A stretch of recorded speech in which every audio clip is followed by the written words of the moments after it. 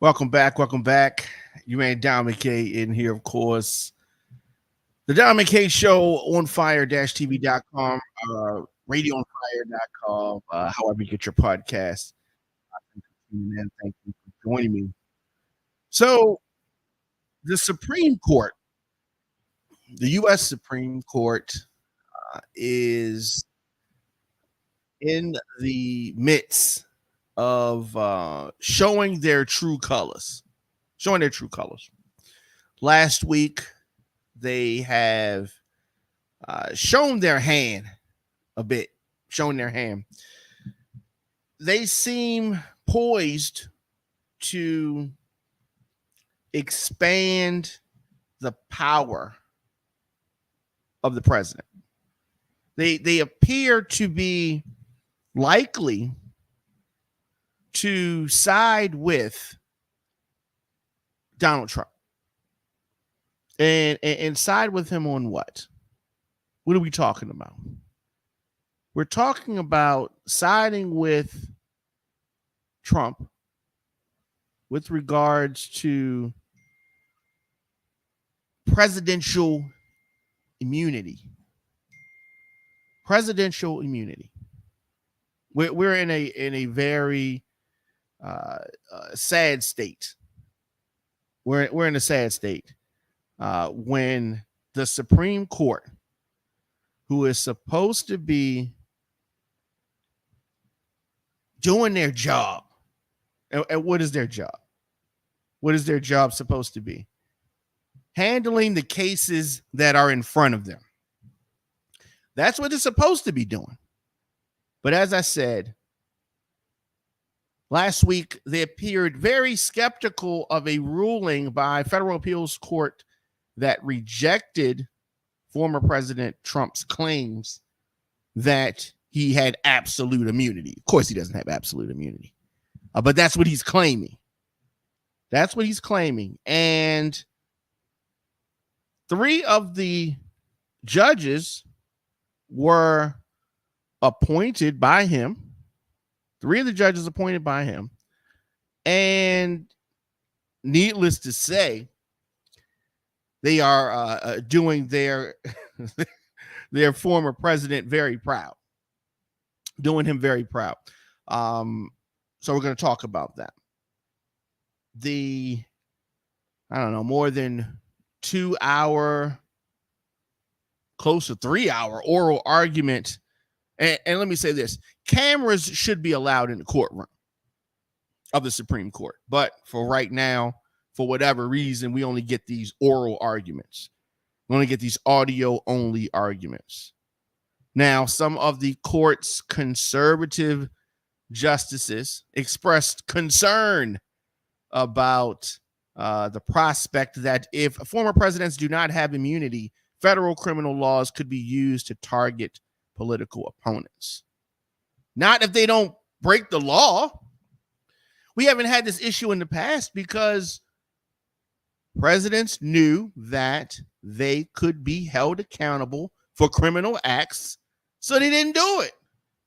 Richard Nixon, but he stepped down because he knew that there was a possibility that he was going to be held accountable, and then his vice president then became president and pardoned him, right?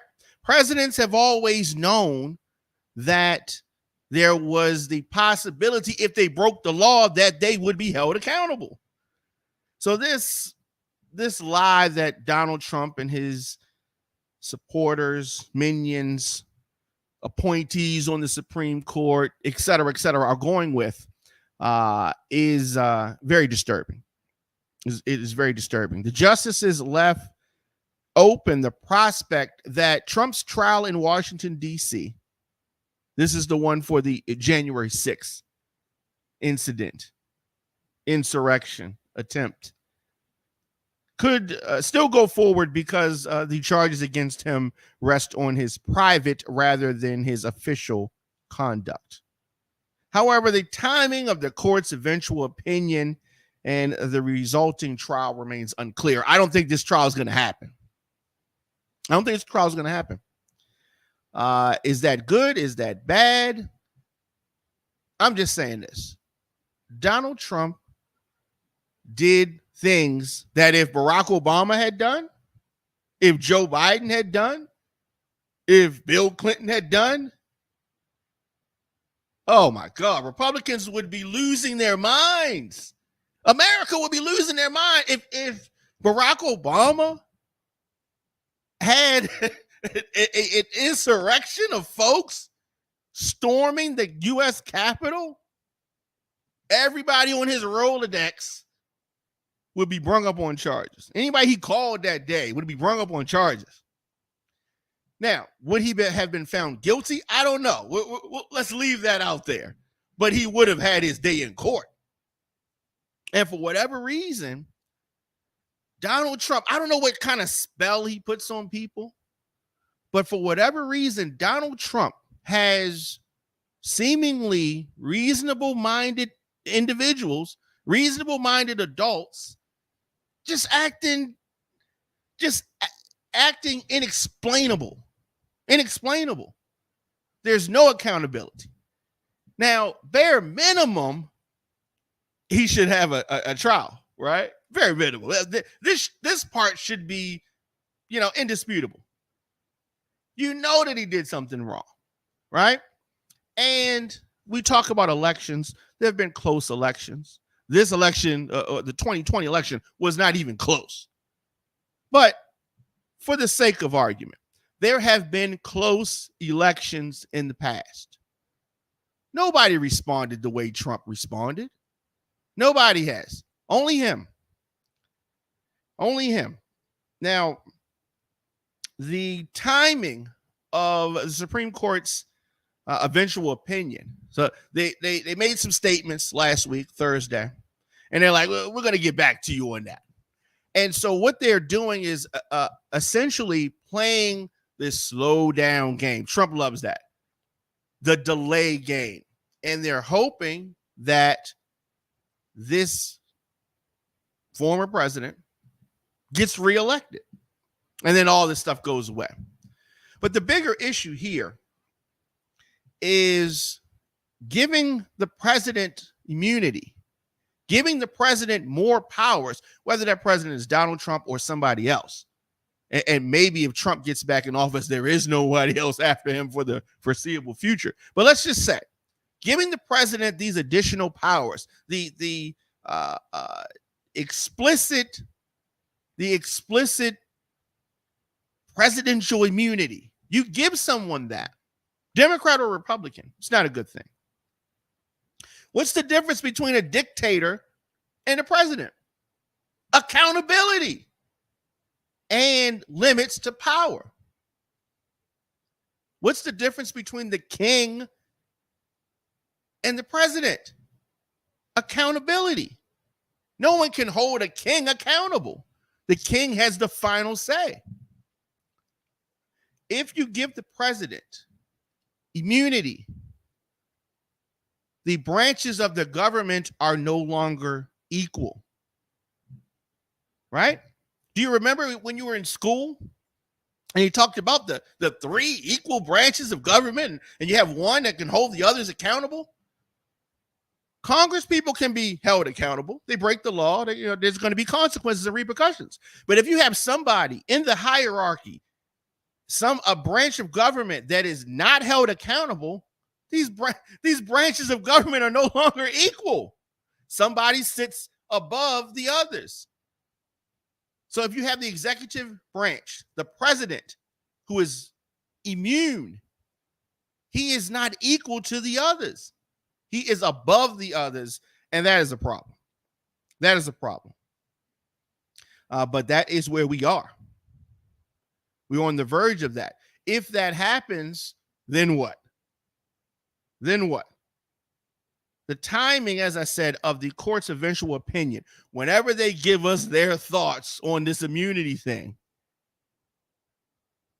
and the resulting trial, leave open the possibility that the court's decision could push Trump's trial for the DC crimes that he's accused of past the November election. Trump was indicted in August 2023 on 4 counts arising from special counsel Jack Smith's investigation into the January 6, 2021 attacks. The attacks on the U.S. Capitol. Now, let me say this. It took way too long for that to get started. Part of the problem with Democrats is that they're too squeamish, too scared, too tied to decorum and what they think is the way that they're supposed to react to things. What will people think? How will they view us? Blah, blah, blah, blah, blah. Trump did the attacks January 6, 2021. Did it take 2 years for them to investigate? I mean, so, they're dragging their feet. You're appointing special counsel, blah, blah, blah, blah, blah, blah, blah, because we don't want to give the appearance. Republicans don't care what the Democrats think, right? Let's go back to Mitch McConnell when President Obama was in office. Supreme Court seat becomes open.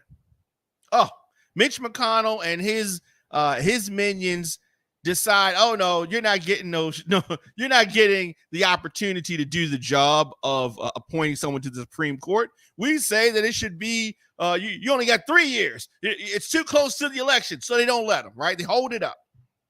Then when Trump gets in office, Supreme Court seat comes open, they push it through immediately, quickly, the fastest you've ever seen. And Democrats do nothing, huh? No, because they worry about decorum, right?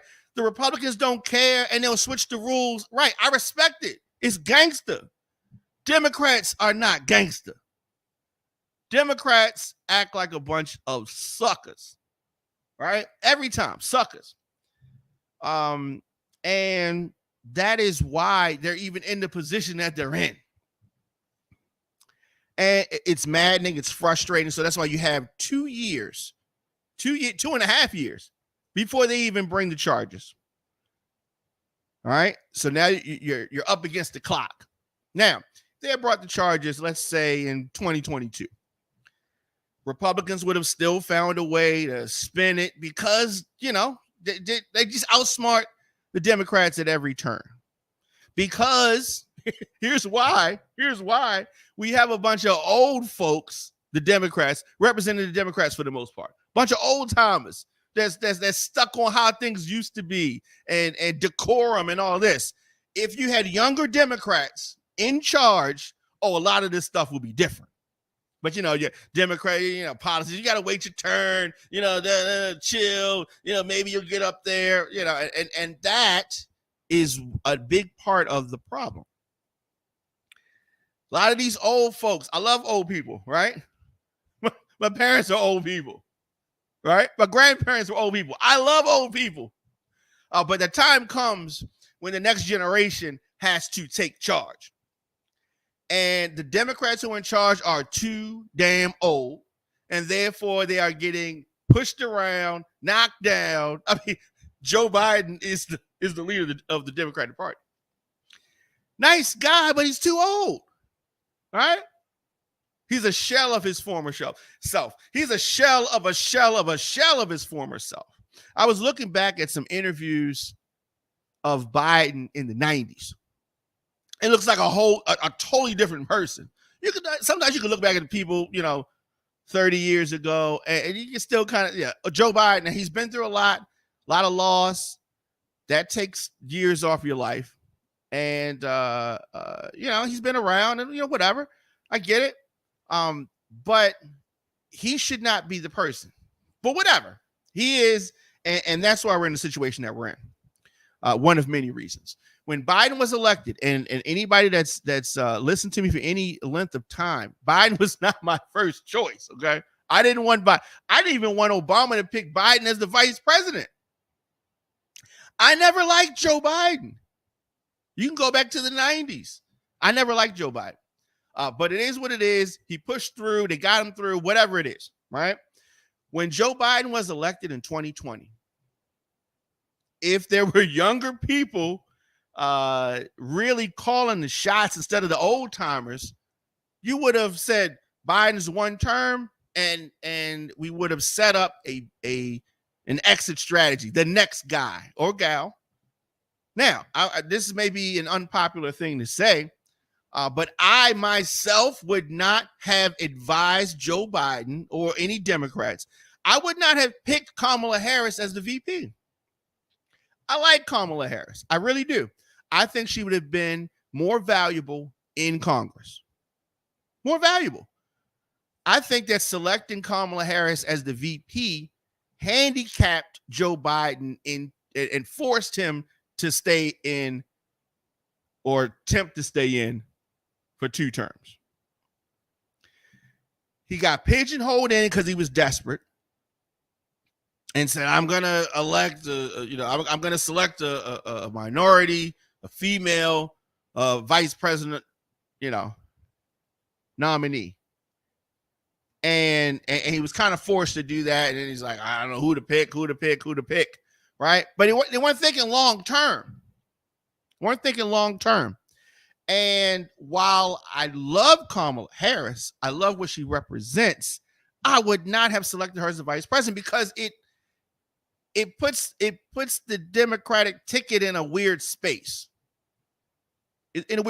Now, we have to understand the reality of this country.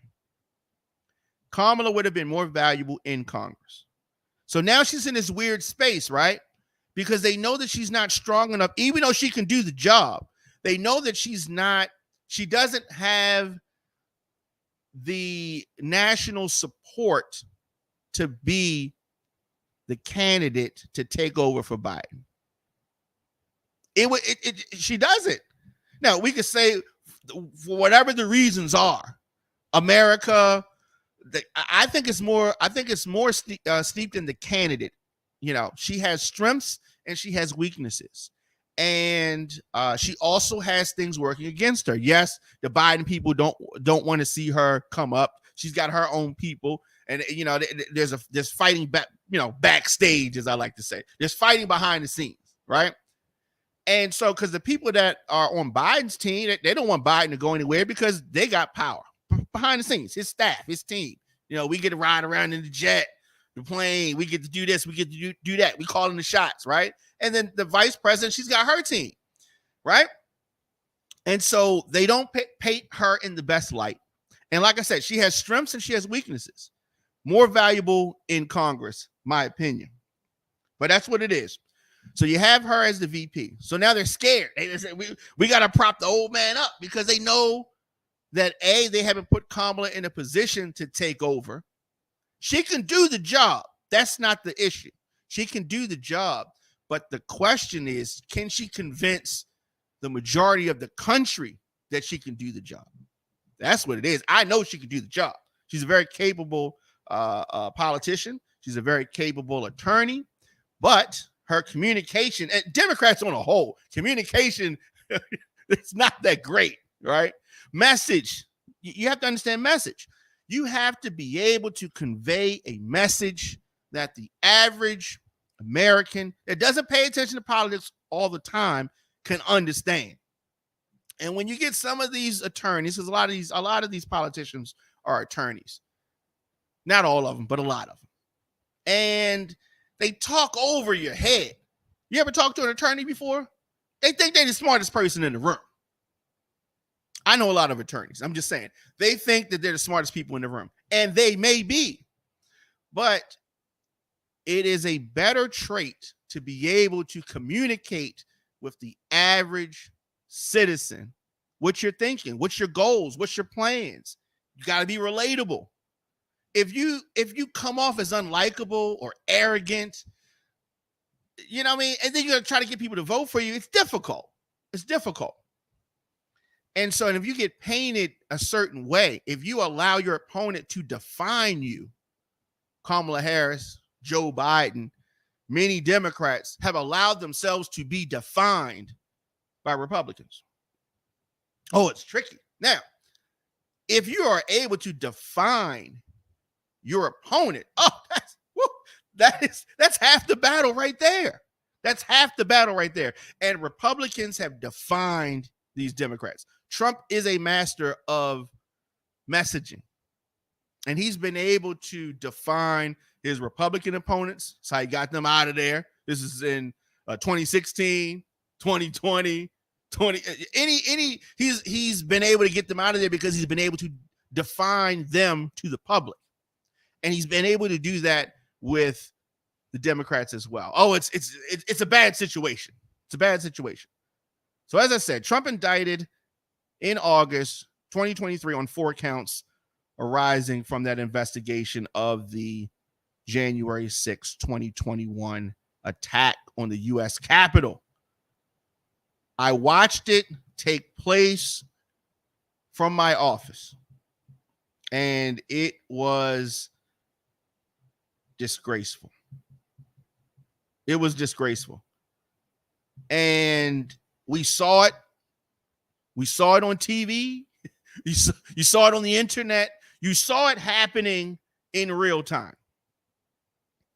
And it appears that Donald Trump and his minions are going to get away with all of that because of the Supreme Court, the conservative justices on the Supreme Court. It is crazy. Now, folks tell you it doesn't matter if you vote. Folks will say it doesn't matter. My vote doesn't matter. It's super important. Super important. We're going to be talking to several candidates in the run-up to the primary election. So we're going to be having candidates on. We're going to have a candidate on tomorrow that's running for mayor of Baltimore City. And Pastor Shannon Wright's going to be on here tomorrow. We have other candidates scheduled for the coming days and weeks. And so they're going to be, talking about their platform, whatever they want to do in their respective races. But the election, especially your local elections, are very important to your quality of life, to the laws. I will say this election, and you hear this often, but this is true. This election is the most important election that has happened in this lifetime, in our lifetime. Now we got some older folks, right? Voting for some people is symbolic, but this is a real thing. This is a real thing. And hopefully folks will understand and recognize that. Hopefully folks will understand that because it is a serious thing. I don't care who you vote for. I want you to vote for the best candidate, right? You tell me what race you're looking at, and I'll tell you who the best candidate is. But it also depends on what you want. What do you, as a citizen, what do you want? What do you need from your city, from your state, from your federal government? And that is where you put your vote. Now, it does not stop after you vote. It continues, right? So let's look at this like a girlfriend-boyfriend relationship, right? Right? You meet somebody, now y'all go together, right? You go together. You don't just say, oh, we go together, you don't do anything, right? You hold them accountable. Now we go together. We do things different. We do stuff together. We talk and we're meeting each other's families. We are cultivating this relationship.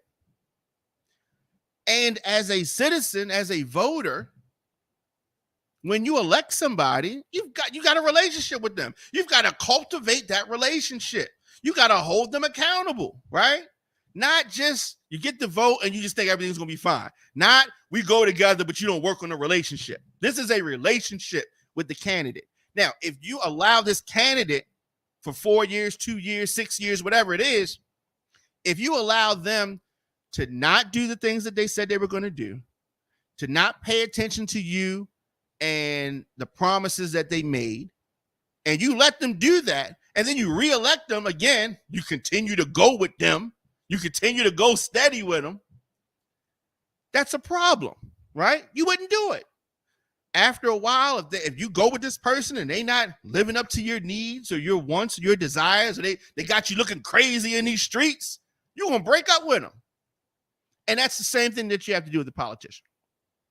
You have to force them to do what they said they were going to do, or you get rid of them and you get somebody else. But so many people don't want to participate in the process for whatever reason, because Republicans have brainwashed people into thinking that it's not important. Let me tell you why. Republicans try to brainwash you to thinking that voting is not important because they're in the minority.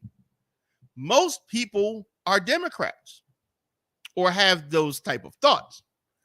But because the 10 is big, there's a lot of different types. And they've gotten complacent and cocky, and they've gotten to the point where they just take things for granted. That's the Democrats' problem. Now, Republicans have a different motivation because it's less of them. So they gerrymander, they cut the districts up, they slant things in their favor, and they get away with it because Democrats are scared. They're weak in a lot of ways. Not always, just most. And then you have Republicans who are crafty, slicker, and they're all playing a game. And then you have independents in the middle. We're going this side, we're going that side. That's my side, they're winning. That's my side, they're winning. You know, I mean, it's kind of back and forth. And that's what you have as a political process. Some people say, I got to deal with office politics. I got to deal with family politics. I ain't got time to deal with politics. You know what I mean? But you really do. You really do. Here in Baltimore, the roads are atrocious. They are horrible. They are terrible. Right? And nobody holds the politicians accountable for it. They got money for everything else. But I'm talking about simple stuff. Fix the damn roads. No, that's too hard. That's too hard something to do. And they'll say, oh, we're going to do this, we're going to do that, but nobody forces them to do it. They set an agenda. We need to set our own agenda. Here are the things that we need done. Who's going to do them? And you got 4 years to do them, or show us some progress, or we're getting the next person.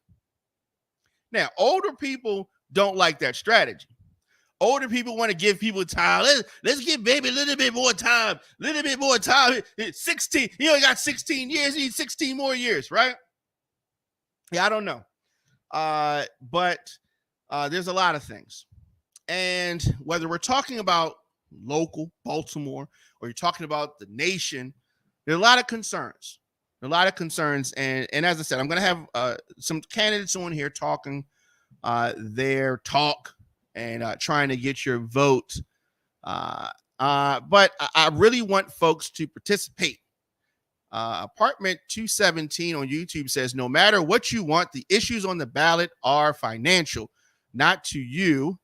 You are giving your majority support, shaking my head, more taxes, fees, and tips. What do you mean? Tell me more. Tell me more, Apartment 217. Apartment 217 continues. This is on YouTube. What has voting accomplished in your lifetime? A foreign agenda, not American. Shaking my head. All right.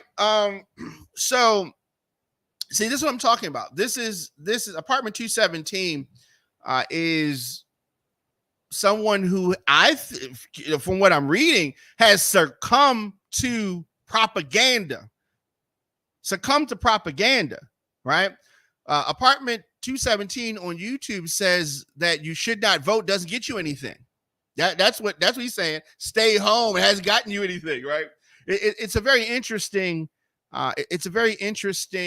philosophy, but I don't buy it. Apartment 217 on YouTube also says it took your rights and gave them to new illegal immigrants. All right, so Apartment 217, clearly a conservative leaning person, we'll say that. What rights? I didn't lose any rights. Did you lose some rights? I don't know. I'm confused. But I love talking to folks about just life in general. And even if the folk is on here spitting propaganda talking points, right? What has an illegal immigrant taken from me? Nothing. This is the land of opportunity. And an illegal immigrant, we could talk about immigration another day. And I love to talk immigration. I do believe that we should secure the borders. I do believe that Democrats need to have an answer for what is happening at the border. I do believe that. Republicans, none of them have answers. You know why? Because it's about money. None of them have answers. Now, Donald Trump or any of the Republican cronies who have businesses, have farms, those guys that employ so-called illegal immigrants, you know what I mean? They're going to have an excuse for that, right? Oh, I know we employ them, but there's a loophole. We just jumped through the loophole. Y'all need to fix the loophole. Republicans don't want to fix anything with immigration. It's all about money. But we can talk about that at a later date. But I'm sure the Department 217, I don't know where he is with the propaganda points, but definitely. So Apartment 217 says that it's not the land of opportunity that's theft.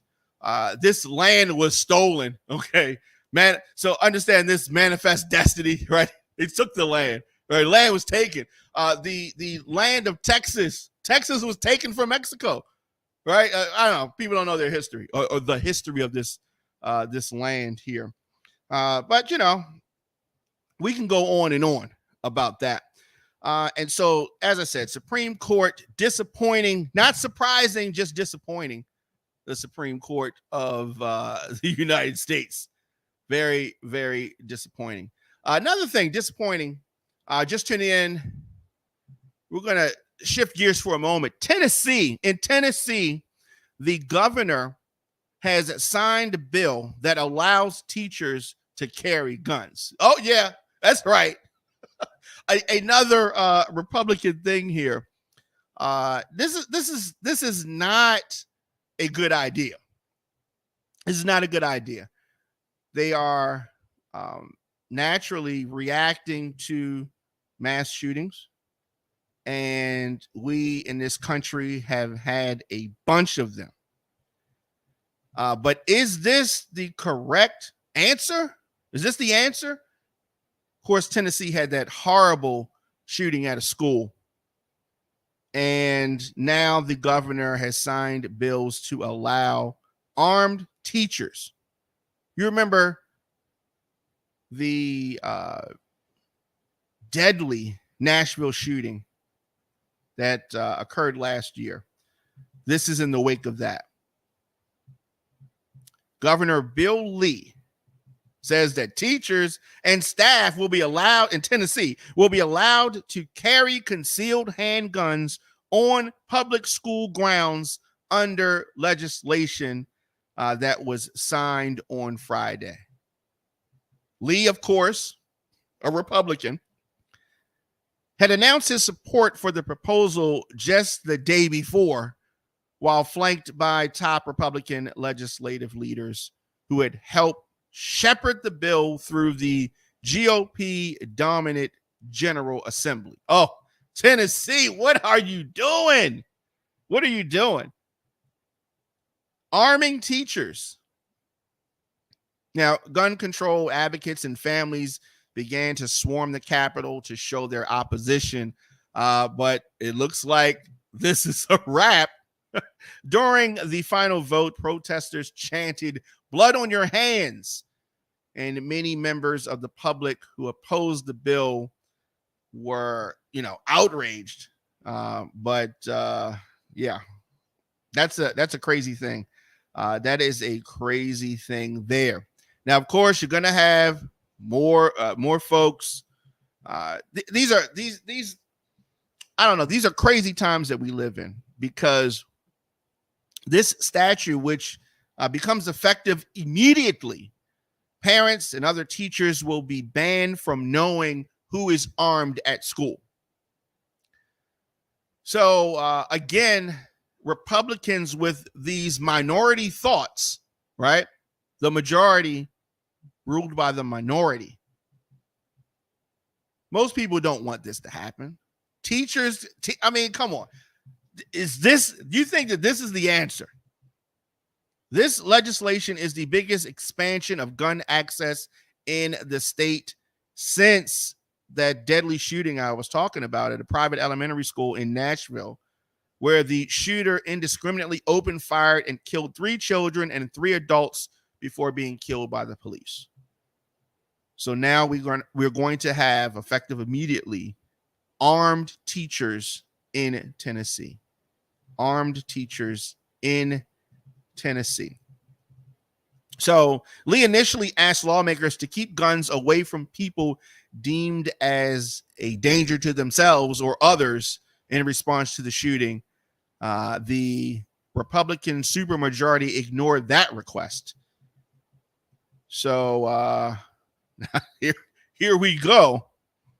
It is unclear if any school districts will take advantage if the bill becomes law. I don't know. It is. I don't know.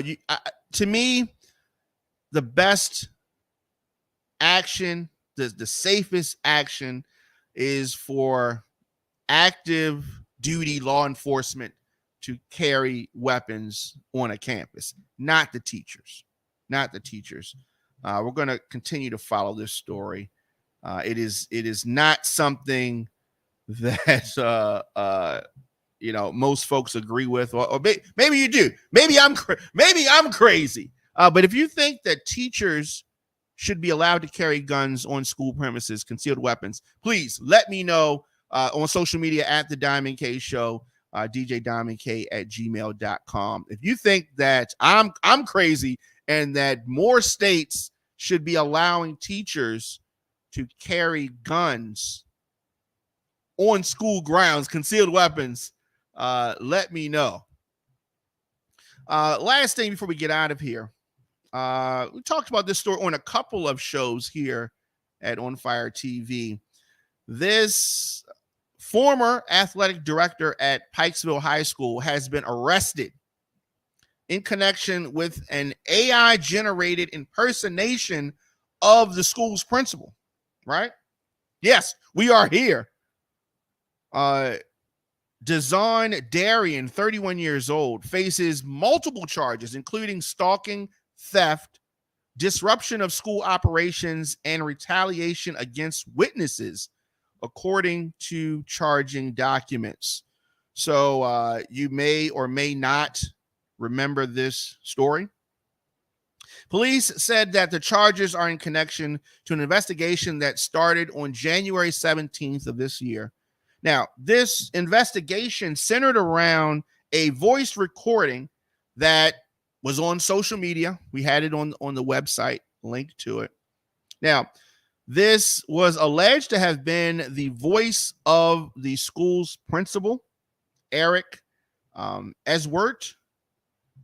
And it turned out that is not. This audio clip, which was an alleged race-based commentary, he was talking crazy on, unloaded on the students, negativity, the teachers, negativity. It was all over social media. Folks were outraged about it. And that led to the temporary removal of this principal from the school. There were also many hate-filled messages on social media, numerous calls to the school. It was crazy out there. Now, police said last week that detectives had conclusive evidence that resulted from a forensic analysis by the FBI that the recording was not authentic, that artificial intelligence was used on this audio clip. Police said that analysis indicated that the recording contained traces of AI-generated content. Detectives then sought an additional analysis by the University of California, Berkeley, which arrived at the same findings as the FBI analysis did. So police said that investigators believe that Darian made the recording to retaliate against the principal, who at the time was pursuing an investigation into the potential mishandling of school funds. So this is supposed to be, oh yeah, you investigate me, I'm gonna get you. And he does this according to the FBI, this AI recording of what was supposed to be the principal speaking in a way that got him temporarily removed. And so that was crazy. That was crazy. He thought he was going to get away with it, and now look at him. Pikesville High School investigation, and this dude has been arrested and everything. So I don't know. This audio clip was circulating, and folks were outraged about this. The charging documents state that the principal believed Darian was responsible for the clip because he believed that Darian was tech savvy and familiar with AI, and a grievance was fueled by Darian's contract not being renewed due to a work performance issue that included terminating a coach without approval and allegedly paying teachers under the table for helping him with his job. So that is the subject of an internal audit. It is an investigation into other teachers that could have been involved. That continues. Baltimore County leaders addressed the scandal in a news conference last Thursday. So police said that the audio clip was originally sent to a friend of three teachers. One of the educators admitted to the police she sent the clip to a news outlet and a student who she knew would spread the clip. So all these folks being investigated, they are out here looking crazy in these streets. These are supposed to be so-called educated people acting like children. So following a court appearance on Thursday afternoon, Darian was released on $5,000 unsecured bond.